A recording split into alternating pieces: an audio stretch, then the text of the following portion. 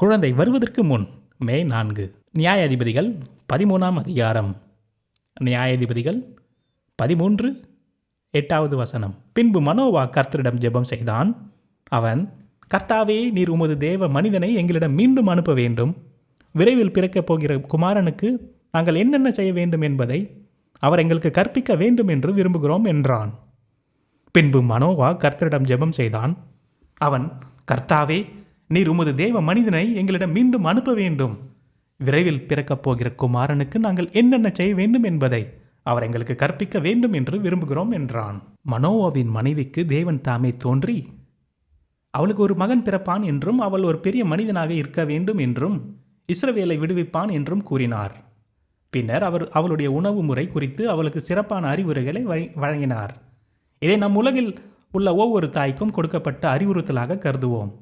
உங்கள் குழந்தைகள் நன்கு சமநிலையான மனதை கொண்டிருக்க விரும்பினால் நீங்கள் நிதானமாக இருக்க வேண்டும். உங்கள் சொந்த இதயத்தை பாசத்தையும் ஆரோக்கியமாகவும் வைத்திருங்கள். இதனால் உங்கள் சந்ததியினருக்கு ஆரோக்கியமான மனதையும் உடலையும் வழங்கலாம். ஒவ்வொரு தாயும் தனது கடமையை புரிந்து கொள்ளலாம். தனது குழந்தைகளின் குணாதிசயம் வெளிப்புற நன்மைகள் அல்லது தீமைகளை விட அவர்கள் பிறப்பதற்கு முன்பு அவளுடைய பழக்க வழக்கங்களையும் அவர்கள் பிறந்த பிறகு அவளுடைய தனிப்பட்ட முயற்சிகளையும் பெரிதும் சார்ந்துள்ளது என்பதை அவள் அறிந்திருக்கலாம்.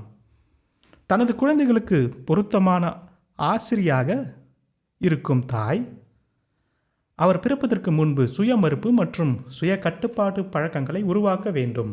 ஏனென்றால் அவள் தன் சொந்த குணங்களை, அவளுடைய சொந்த வலுவான அல்லது பலவீனமான குணநலன்களை அவர்களுக்கு கடத்துகிறாள். ஞானமற்ற ஆலோசகர்கள் ஒவ்வொரு விருப்பத்தையும் தூண்டுதலையும் பூர்த்தி செய்ய வேண்டிய அவசியத்தை தாயிடம் வற்புறுத்துவார்கள். ஆனால் அத்தகைய போதனை தவறானது மற்றும் குறும்புத்தனமானது. கடவுளின் கட்டளையின்படி தாய் சுய கட்டுப்பாட்டை கடைபிடிக்க மிகவும் புனிதமான கடமையின் கீழ் வைக்கப்பட்டிருக்கிறார். மேலும் தந்தையார் மற்றும் தாய்மார்கள் இருவரும் இந்த பொறுப்பில் ஈடுபட்டுள்ளனர்.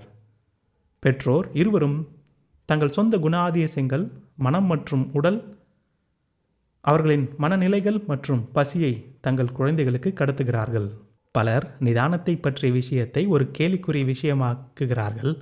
நாம் சாப்பிடுவது மற்றும் குடிப்பது போன்ற சிறிய விஷயங்களில் இறைவன் தன்னை பற்றி கவலைப்படுவதில்லை என்று அவர்கள் கூறுகின்றனர். ஆனால் இந்த விஷயங்களில் கர்த்தருக்கு அக்கறை இல்லை என்றால் அவர் மனோவாவின் மனைவிக்கு தன்னை வெளிப்படுத்தி இருக்க மாட்டார். அவளுக்கு திட்டவட்டமான அறிவுறுத்தல்களை கொடுத்தார். மேலும் அவள் அவற்றை புறக்கணிக்காமல் இருக்க வேண்டும். 2 முறை அவளுக்கு கட்டளையிட்டார். மகப்பேறுக்கு முற்பட்ட தாக்கங்களின் விளைவை பல பெற்றோர்கள் ஒரு சிறிய தருணமாக கருதுகின்றனர். ஆனால் சொர்க்கம் அதை அப்படி கருதவில்லை. எபிரேய தாய்க்கு பேசப்பட்ட வார்த்தைகளில் கடவுள் ஒவ்வொரு யுகத்திலும் உள்ள அனைத்து தாய்மார்களிடமும் பேசுகிறார்.